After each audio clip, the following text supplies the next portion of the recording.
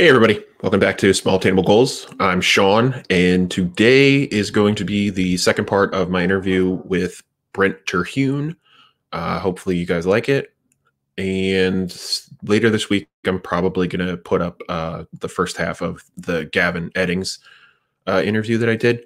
He's a really funny comedian too, and him and Brent actually work together a lot. So if you like Brent, then you'll probably like Gavin, hopefully. Also, starting next week, I should be having, new content come out again pretty regularly. The past 2 weeks have been pretty rough with work for me. And yeah, also I'm on the East Coast, so the sky was on fire and like really apocalyptic. So that was fun dealing with that. And last week was Father's Day weekend. And my dad's dead, so I wasn't celebrating that, but I was busy wallowing in my own depression from that. So that was fun. But I'm coming out of it, and hopefully it'll make for good content later on. Here's hoping.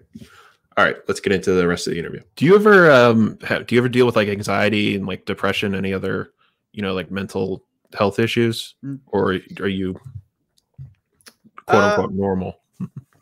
I don't know what normal is, but I think with anxiety, maybe, but it's more if I know I have something coming up that's important, maybe I'm anxious about it, but that's also a sign that I care, Yeah, exactly. The same with like people are like, do you get nervous? I'm like, I do, but it's also nervous means you care, Depression, I do get that way, and I think it's been a lot more in the past couple of years.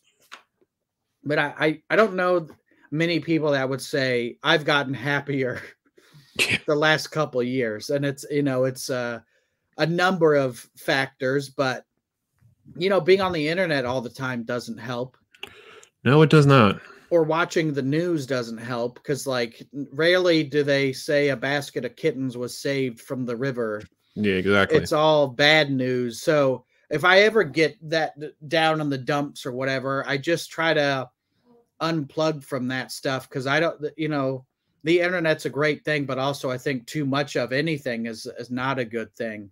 And you get that depression and then, whether it's on the internet or whatever stuff in your personal life or whatever, sometimes we all just get down, and it's, I guess, realizing that it will get better. It's hard to say that in the moment, but yeah, we've all been depressed and now we're not depressed or whatever. And it's a cycle. And sometimes stuff just sucks. And I don't know what way to cope with it, but it's, it's okay to talk to people and work through it, Yeah. My one doctor always says that like the difference between someone being anxious and someone having like really bad anxiety is, it's normal to get anxious and be nervous about stuff. Mm-hmm. But when it like becomes to the point where, you're checking all, like I have really bad OCD, mm-hmm. and apparently everybody has a little bit of OCD, mm-hmm. but like at some, like when it was really at the highest during the pandemic, I was like, checking all the window locks in my house and stuff. And mm-hmm. like, they always say like, once it becomes debilitating to your life,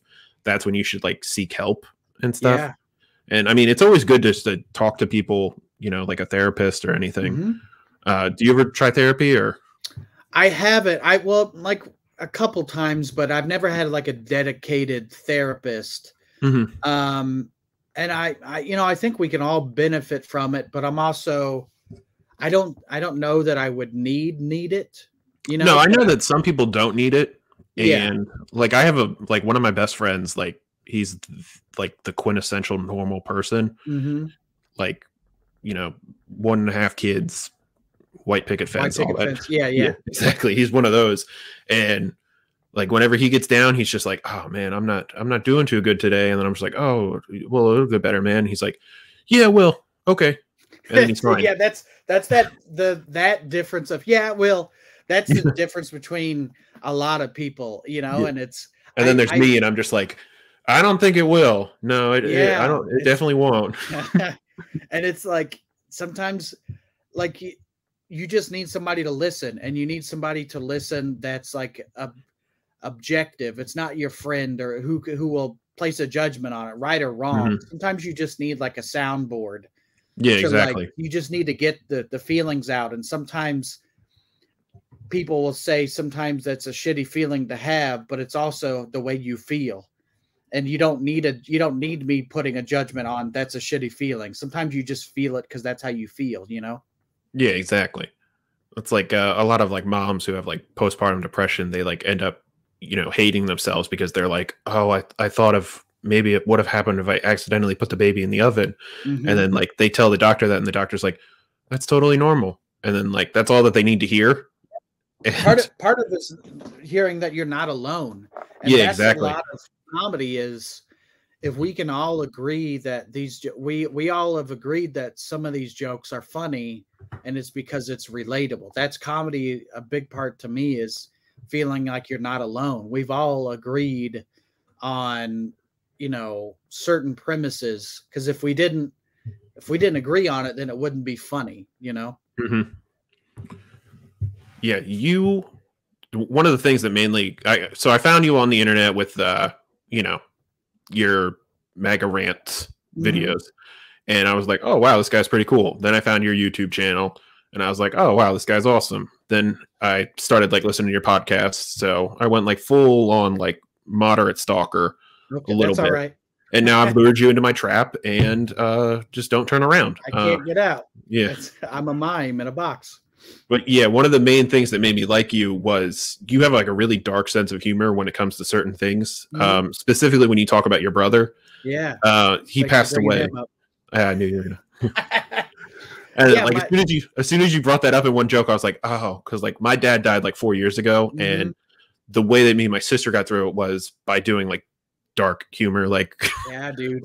like when she went to go pick up his ashes, she like sent me a picture and was like, hey, just coming, I'm coming over with dad. And she like sent a picture of their ashes. She's like, we'll be there in a little bit. He's not talking. I don't know why. She's got And him in then the seat with the seatbelt on. yeah, And shit. exactly. Yeah. And I'm laughing and she's laughing, and then like but like my brother-in-law like saw the text and he's like, Jesus Christ. Yeah, that's that you get the two reactions of people that think it's funny and other people are like, my God, What is wrong with you? And I'm just like, well, I mean, if you can't laugh about it, what the fuck is the point? It's like, and my brother died, 7 or 8 years ago. And it's like, that was his sense of humor, was making jokes about that stuff. So part of me is like, I think this is what he would have wanted. And that's also a bullshit thing. And people said, this is what he would have wanted. Who's to say what anybody would have wanted? But also it helps me to make jokes about it and laugh at it. And like, and he would want you to be happy. Yeah. And the joke is also, that I do on a lot of my podcasts is, I'll be like, my brother, he died. Thanks for bringing that up. But it's like people that don't know anything about that. And then they'll be like, did I say anything about your brother? And it's like, no, that's the joke, is I brought it up and then I'm blaming you for it. Yeah. But it's that the dark sense of humor that it's a coping mechanism. It's really like, again, we can laugh or cry. So let's laugh at it. And of course I'm sad and upset and I get bummed, and grieving is an immediate process. But for me, more over time, it's just been a moment where I'm like, hey, I'd love to text him this and we both get a laugh at it. But now I can't do that. That's more the grieving for me. But it's also, we can make some jokes and get some levity out of it, because I do have relatives that are like, they can't bring up a dead person without just sobbing. And I'm like, why? Like, I get that you're sad, but it's also why, like, it's been 10 years. Like, I know it's hard to get over somebody, but it's also, let's use it for some positivity, I guess. Yeah. I mean, but also, who am I to tell you how to grieve? That's just how I grieve, Yeah. I mean, that's how I grieve too. And yeah. Did he like pass away suddenly, or was he? Yeah, it was suddenly, and it was totally unexpected. And that was the thing. Like, I'm older than my brother was when he died. So it was like me and my mom, and he was kind of, the leader of the, and so like he died, and I'm just like, what do I do? Yeah. Like, and it's, of course you find your way and you have no other choice than to keep going. But it was just like, fuck, Yeah, that's what happened to me with my dad. He like totally normal day. Woke up, Mhm. went to work, then got a phone call halfway through. I was working, and I was like, "Hey, your dad fell at work," and I was like, "He fell?" And they're like, "Yeah," and then I was like, "Okay." And And yeah. then what happened? I was like, "Well, he's at the hospital now. We don't know what happened." And I'm just like, "Okay." And at the time, my dad was working 2 hours away, Mhm. and so we drove 2 hours to a random ass hospital, and they were just like, we get inside, and I'm like, "Okay, okay." This is the worst part because they were like, he didn't make it. He passed away. And the first thing I said, my mom starts crying. The first Mhm. thing I said is, well, why the fuck did you make me drive all this way? I was so pissed that I had to Yeah. drive 2 hours. And I was like, now I have to drive back 2.5 hours with a sobbing woman in my car and, wiping tears away from my eyes. Thank you for that. This could have And been a phone call. I know. And they were just like, well, we don't like to do that because we're afraid. And I was like, okay. I guess it's because Yeah. they're afraid you're going to be like, oh, all right. Well, I'm going to drive my car off the cliff now. All right. See you later. Yeah, But I guess, they would probably know better than anybody, but it's yeah. yeah, definitely one of the and it's a sudden shock, and then it's like your whole world's changed. Oh, You yeah. now something that's been a constant's now gone, and you're like, now what do I do? Who's going to cut the grass? And Yeah. it's like that's a stupid thing to think about, Oh, yeah. but it's No, also it's the like dumb all things that that shit. really get you. Mhm. Like I remember one time I was doing a job. Like my dad was always like he sold paint and stuff, so like he knew how to like seal wood and do all Yeah. this other stuff. And it was like a year after he died, and I'm just like at this random person's house like sanding a deck, and Mhm. I couldn't get the stain to go on right. And I was like, for like a split second, I forgot that he died, and then I You was should just call like, him. yeah. And I was like, I go to like call him, and I'm like, fuck. So then I'm That's just the like, grieving. That's yeah, grieving. exactly. And then the worst part was they had a camera out on the thing, and they just saw me like sobbing on their camera, and they're like, "Are you okay?"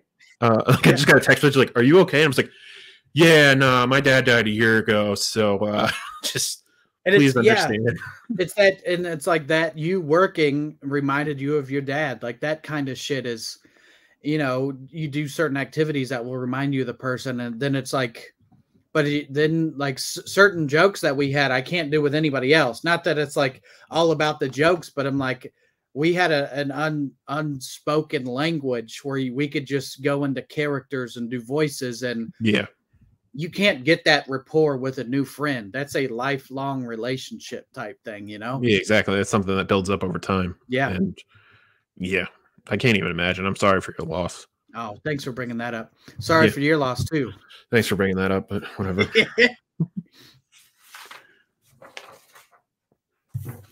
All right, what else we got here? Um, we've already touched on this a little bit, Mhm. but like comedy has like all careers, comedy has like a lot of like ups and downs, like highs and Mhm. lows.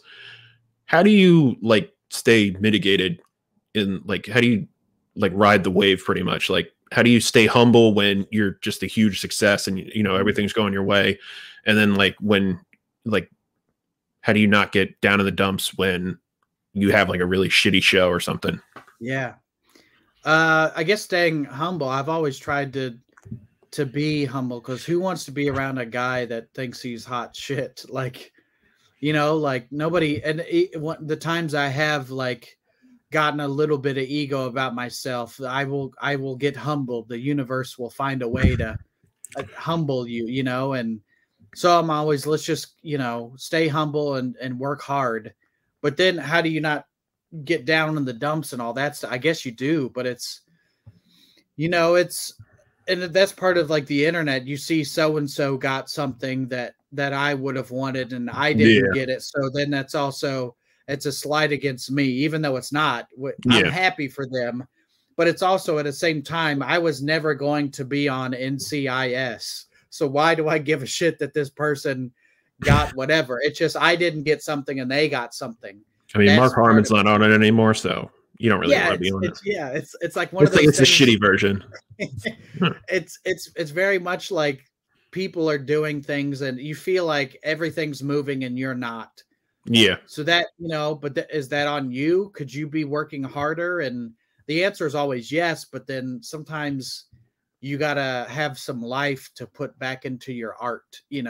Hmm. So I guess how do you not get down as you do, but then you just work harder. It's not really a competition between you and so. It's like, did I do my best today, and can I do my best tomorrow, and vice versa. And like, just you keep doing your best. And if you know you did that, then, you know, sometimes shit just doesn't work out. And that's again where it's like, the plane's going down. What am I supposed to do about it? I'd rather do everything I can. And then if it didn't work out, then it's not on me, you know? Yeah. Makes sense.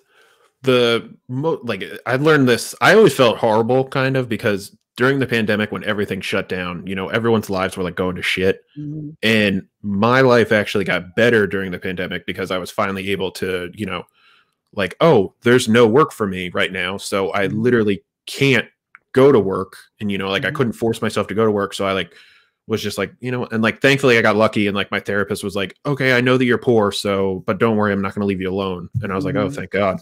And then I finally got on like the right meds, and, you know, my OCD got under control and everything, and just everything got better.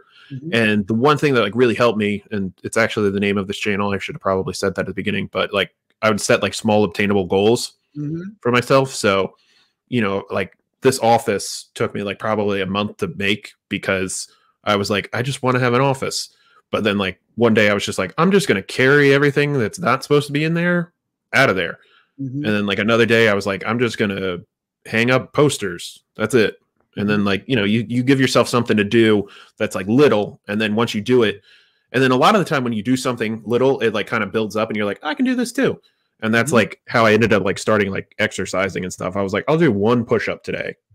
And now, not to brag or anything, but I'm up to 5 push-ups. So hey, dude, that's a start. Only took 5 years. Pretty good.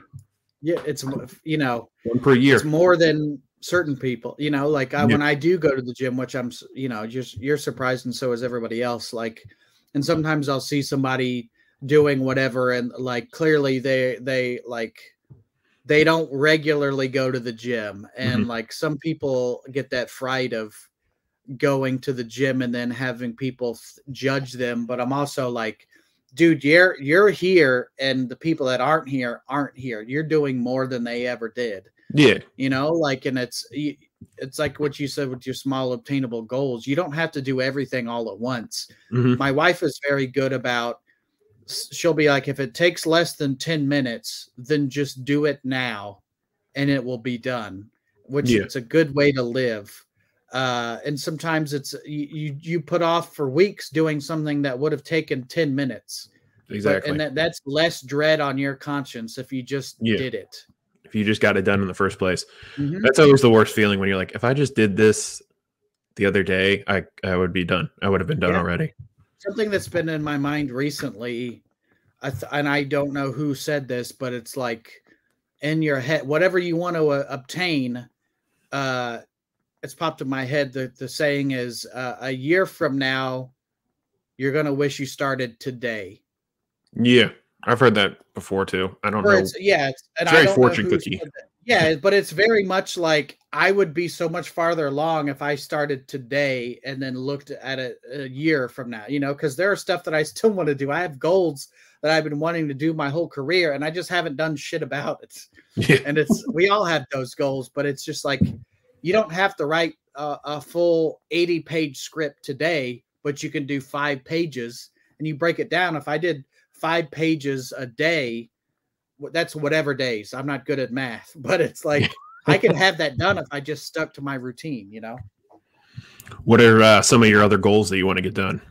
Write that script. Do you have an idea for it? I mean, obviously I'll cut it out, or we won't talk about it. I'm a big horror movie fan, so a lot of that stuff that I've been working on and have, you know, ideas for is horror stuff. Horror is a really good like medium to get into, because you can do low budget and still have it look good. Yeah, so zombies don't take a lot to. Yeah, exactly. And even then, it just has to be like with phone videos. Everybody makes videos on their phone, and nobody really gives a shit if it's not that great a quality. It's like, what's the content? You know, if you're going to watch a whole movie, nobody wants it super low quality, but you can do a bunch of things. We all have it in our pocket right now. You can do great things with this phone. Yeah, exactly. If you just stop looking at the internet. You know, Yeah, just stop looking at porn and that's true. just pay attention to something else.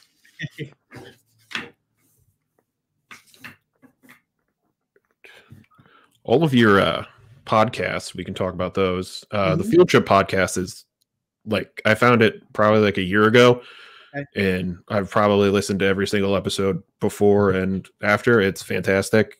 Oh, thanks, man. Especially your the folklore one. That's what I got into, because like I've always like loved that stuff. And then I went into you and with Gavin Eddings. They're coming to get you. I don't even really like slashers that much, but I love your podcast because thanks, man. It's just like two comedians just talking about random stuff, and that's pretty awesome, just in general. But I've always loved them. We do you like horror movies? I like horror I don't like slashers, but like I like monsters and stuff. I've always been into that, like like the Universal monsters, and then like basically if there's a werewolf in it, I'll watch it. So like True Blood, even the what the hell was that stuff called? With the shiny vampires, Twilight. Twilight, yeah. I watched that too. I watched all of them one day, and I was just like, all right. I mean, not my cup of tea, but I get it. You could see why it's a phenomenon, was and still is. I like horror, and the thing with Gavin, another comedian, Gavin Eddings. Thanks for bringing him up. We would just talk about horror, it's weird because normal people don't talk about horror usually unless it's October. But nobody wants to talk about horror in April. They think you're a weird person. Yeah. So him and I have always just been good friends and always hit it off. So we did this, just started the show called They're Coming to Get You. And it's just, we do a movie an episode, and it's my favorite horror movies, Halloween, but we've done a bunch of different movies, and I think we're on season 2 tonight at this recording. We're doing the finale of season 2. It's not out yet. We got a bunch in the can, but I think with comedy and horror, there's a dynamic, because not all of horror, not of all of comedy, but it really reflects the society that it's showing, Yeah. It's a great reflection. And it's so weird how many comedians are into horror and vice versa. It kind of, because you're trying to elicit a specific response, fear or laughter. And it's like, if you don't achieve that, then it's also, you kind of failed, So we're trying to go for something specific. I think it's more like, I heard some like random scientific like explanation for that. Like, people like to feel like they're in danger for like a split second, and then they like the immediate relief afterwards. And that's kind of like what jokes do. And that's what like horror movies do. Like, you can love watching a movie where like some guy's getting chased by like an axe murderer, but like if that happened to you in real life, you would be like, this is awful. I hate this. Oh yeah. And a lot of people don't like horror because it is horror. And but then I'm also like, have you watched the news or read stuff that happens in real life? Horror is a great escape for me because I know it's not real, I can never watch movies that are like, they're not horror, but they're like those like movies that like try to make you be like on the edge of your seat the entire time. Thrillers, like not what's the movie with Adam Sandler? Uncut Gems. Oh yeah, no. That movie started watching it 20 minutes in, I was like, Jesus Christ, like I could feel my skin crawling. I was like, nope. Everything is anxiety ridden with that movie. And it's not horror. I think I put on That's My Boy after it with the other Adam Sandler. I was like, this is way better. This is way more up my alley. Yeah, I'd rather know that the killer's not coming to get me, because it's not real. That some of the stuff with horror, like the most scary stuff to me is home invasion. Oh yeah, stuff, because if you can't be comfortable in your home, where can you be comfortable? And that's also probably the most likely thing to happen. Yeah, not vampires or werewolves, but a guy being in your house. Yeah, that's why I like the monster ones, because I'm like, I know that I'm not going to get killed by a werewolf, but if I do, that's pretty fucking cool. That's cool. Like, yeah, he got taken out by Frankenstein, a mythical animal. Yeah, and you're just like, oh wow, I got killed by this. Yeah, there's one movie that like, what the hell was it called? It was like a horror thriller, and it was about a guy who like breaks into this random house. Yeah, and then it turns out that it's a serial killer's house, and he's like stuck in the house with the serial killer. I can't remember. It's not Don't Breathe. That's not that one, but that's a similar premise, right? Yeah, okay, exactly. I think it was called like Trapped or something. I don't know. Yeah, And like but that to movie break in the Prisoners. wrong house. Oh yeah, like that movie Prisoners with Hugh Jackman the whole Okay. time, where he's like looking for his daughter. I'm like, Jesus Christ, this is so stressful. Yeah. And, like I No, actually thank like you. I'm one of the I'm horrible. Like I'll be in the back of the theater and I'll be like looking it up and I'll be like, oh, okay, yeah, no. So this happens. Yeah, I Okay, need to all right, know. Yeah. yeah, I need to know. And like the whole time when you're watching Prisoners, you're like, why the fuck hasn't Hugh Jackman like popped his claws yet? What the fuck is going on? Yeah. Claws in every. He's got to have claws in every movie. That would be amazing if he like ended up getting like surgery for that. I would really respect that. And If he like got yeah, what, like how much better would Les Mis be if he came out and he was like and then like claws popped out yeah, like when he was singing. much better. Exactly. So a lot of your podcasts, you are on the Cafeteria podcast, the Field Trip podcast, and they're coming to get you. 2 out of do you have any more? That's it for now. That's 3 podcasts, and it's probably too many. Yeah, I mean, you have 2 that are like trying to relive your days in school. So what happened to you? Why are you trying to? Yeah, No. the Cafeteria and the Field Trip. I don't know why, because I came up with Did that just happen? First. Yeah, in hindsight, I realized they're school based. I don't know. The Field Trip for me wasn't necessarily school based. It was more, let's go on a deep dive into something. So let's go on a field trip to the movies, and we'll talk about certain movies on that one. But that's more topic based. And the Cafeteria really lends itself. It's because it's me and 2 other comedians. Just there's no real goal to the podcast. It's just us talking. So it's like when you listen. I have podcasts where I listen and I'm the third guy on the show. I'm not on it. I'm just listening. But it's like you want to feel like you have digital friends anymore. You know, it's like you check in with these people. And that's what the Cafeteria is, because now we have our inside jokes. We have stuff that we reference and talk about, and we kind of have gotten to know each other's lives. And I do that with podcasts too. I'm always like, what happened to so-and-so? And then, you know, either they talk about on the podcast or I'm on Reddit being like, what happened, you know? But that's the Cafeteria was more, that's really what we, you know, I would do in school is you kind of sit and just talk and hang out. Cause that was the best part of the day at school was hanging out with your friends. Yeah, exactly that. And then, you know, you're just chilling with your friends, joking around, and then you get to go play kickball. That's awesome. Yeah, that's right. Oh, before I forget, where did the no feet joke come from? I've listened to a lot of them, but yeah, I never hear the beginning of that. I'm just fat and so it's like a diabetes joke. Yeah, diabetes joke. And then I think I said, take my feet, please. Like kind of a play on take my wife, please. But yeah, that's just what kind of came up. And then one of the listeners on the field trip bought a domain, and I can't remember the exact domain, but it's our Brent Terhune's feet still attached.com. And you can go on there and see if I still have feet or not. So you just have to like constantly update that every day. You're like, yeah.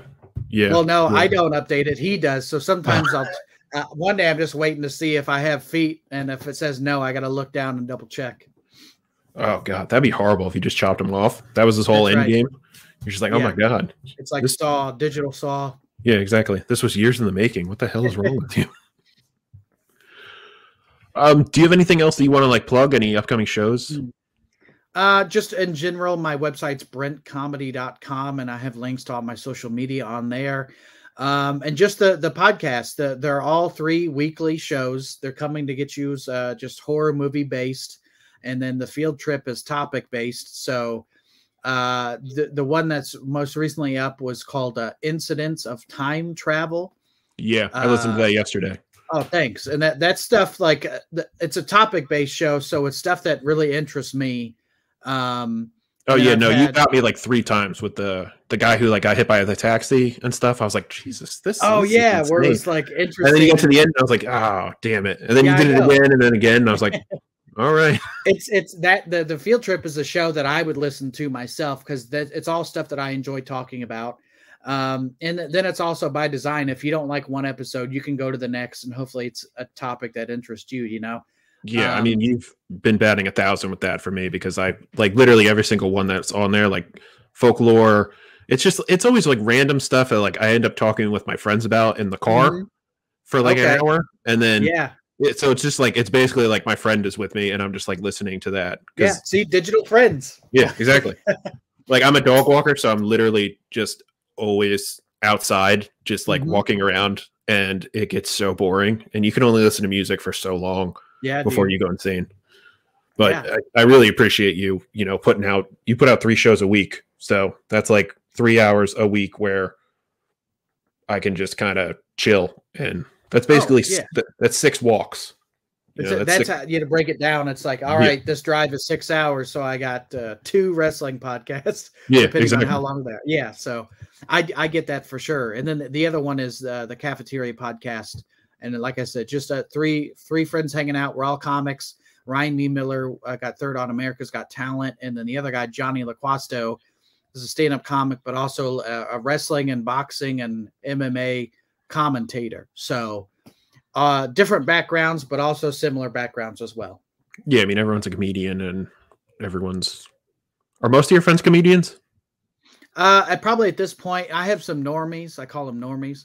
But then, sometimes I check in with my normal friends, but then also if I see people at quote work, it's like comedians, Yeah. So but also I think it's good to stay grounded, not in comedy, because having all comedy friends, I think you should diversify a little bit, Yeah. I've always wondered so obviously you're friends with comedians, so they're always, they're obviously funny. Are like the funniest people that not comedians, or some of them aren't, where it's like I've had the conversation before. Sometimes the funniest people will never and have never done stand-up. It's just, but again, it's hard to top that inside joke with your friend. Exactly. It may not be as funny to other people, but to get that belly laugh, and then you laugh at each other's laugh, and now you don't really know why you're laughing. Yeah, exactly. That's that good laugh, It's always the best. I think that's it. Is there anything else you want to talk about? No, just the podcast and the website, and I'm always on tour, and follow me on social media stuff. If you do enjoy those videos, I never know when they're coming out. Something will happen and I got to react to it. So it's pretty good. Yeah, I don't, you put out so much content. It's amazing. I don't know how you have any of the time. I don't. Well, thank you for coming out today and doing this with me. I really appreciate it. Yeah, it's good to talk to you, man. It's good to be on small obtainable goals. Just set a small one, you will obtain it, and you set a bigger one. Exactly.